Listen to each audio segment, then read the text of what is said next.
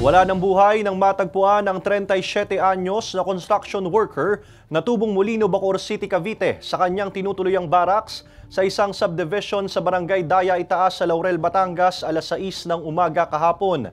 Sa imbestigasyon ng pulisya, pinuntahan ng mga kasamahan nito sa trabaho ang biktima.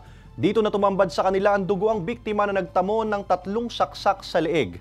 Blanko pa ang pulisya sa ngayon kung ano ang motibo at kung sino ang sospek sa pagpaslang. Pero may tinitingnan na raw na person of interest ang pulisya sa krimen. Sa ngayon, nasa isang punerarya pa sa Laurel, Batangas ang mga labi ng biktima habang patuloy na gumugulong ang investigasyon. Kami po ay nagkakandak pa rin ng investigasyon regarding din sa pangyayari. Sa ngayon, kinukuha natin ang affiliate yung mga saksi sa nangyaring incident. Ang sabi naman ng kanyang kasama ay dalawa sila. Ngunit ang kanyang isang kasama ay umalis sa knipinintaan. Kung sila ho ay nakakaramdam ng takot, maaari po nilang puntahan yung mga pulis natin na nakadeploy along the highway. Saka yung ating po nagpapatrol